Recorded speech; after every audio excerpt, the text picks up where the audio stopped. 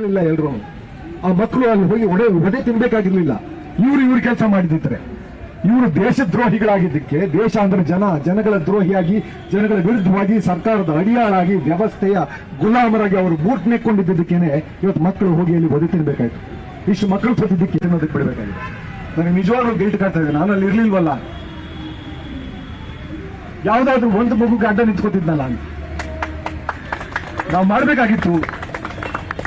ನಿನ್ನೆ ಯಾರೋ ಒಬ್ಬ ರಿಪೋರ್ಟ್ ಕೇಳ್ತಾ ಇದ್ರು, ನೀನ್ ಯಾಕೆ ಹೋಗಿಲ್ಲ ಅಂತ. ನೀನು ಕುತ್ಕೊಂಡು ಬರೀ ಆನ್ಲೈನ್ ಆಕ್ಟಿವಿಸಮ್ ಮಾಡ್ತಾ ಇದೆಯಾ ಅಂತ. ನಾನು ನಿನ್ನೆ ಮಕ್ಕಳಿಗೆ ಹೇಳ್ತಾ ಇದ್ದೆ, ಮೊನ್ನೆ ಇಲ್ಲಿ ಮಾತಾಡ್ತಾ, ಆನ್ಲೈನ್ ಆಗಿ ಎಲ್ಲೇ ಒಂದ್ ಕಡೆ ನಿಮ್ಮ ವಿರೋಧನ ವ್ಯಕ್ತಪಡಿಸಿ. ಇದು ಪ್ರಜಾಪ್ರಭುತ್ವ, ನಮ್ಮ ಕೈಯಲ್ಲಿದೆ ಅಧಿಕಾರ.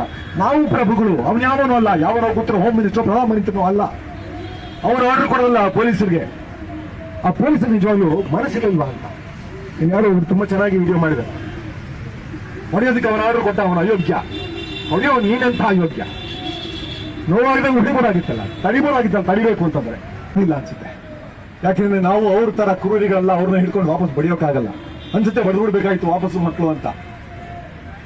ಆದರೂ ಶಾಂತಿಯುತವಾಗಿ ಮೆರವಣಿಗೆ ಮಾಡಿದ್ರಲ್ಲ, ಏಡು ತಿಂದ್ರಲ್ಲ, ಅದು ನಿಜವಾದ ತಾಕತ್ತು, ನಿಜವಾದ ಧೈರ್ಯ.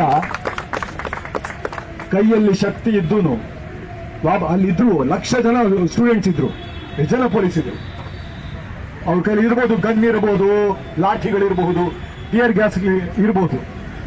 ಜನಬಲದಲ್ಲಿ ಅವರು ನಿಂತ್ಕೊಳಕ್ ಆಗ್ತಿಲ್ಲ. ಇವತ್ತು ತಿರುಗಿ ಹೊಡೆದಿದ್ದಾರೆ ಸ್ಟೂಡೆಂಟ್ಸ್. ಎಲ್ಲರೂ ಸಾಯ್ಬೇಕಾದ್ರೆ ಅವ್ರು ಖಂಡಿತ. ಯಾಕೆ ಹೊಡಿಲಿಲ್ಲ ಅಂದ್ರೆ ಇದು ಗಾಂಧಿಯ ನಾಡು. ಗಾಂಧಿ ಅಹಿಂಸೆಯಿಂದ ಬ್ರಿಟಿಷ್ ಅಂತ ಕ್ರೂರನ್ನೇ ಒದ್ದು ಓಡಿಸಿದ್ರು.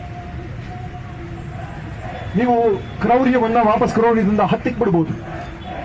ನೀನೇನೇ ಕ್ರೌರ್ಯ ಮಾಡಿದ್ರು ನಾನು ನಿಂತ್ಕೋತೀನಿ ಅಂತ ನಿಂತ್ಕೋತೀವಲ್ಲ, ಆ ಧೈರ್ಯನ ಯಾವನು ಯಾವತ್ತೂ ಕೊಲ್ಲಕ್ಕಾಗಲ್ಲ. ಡೈರೆಕ್ಷನ್ ಇರಬೇಕು, ವರ್ಗ ಇರಬೇಕು, ಯಾವನೇ ಅಧಿಕಾರಕ್ಕೆ ಬರಲಿ.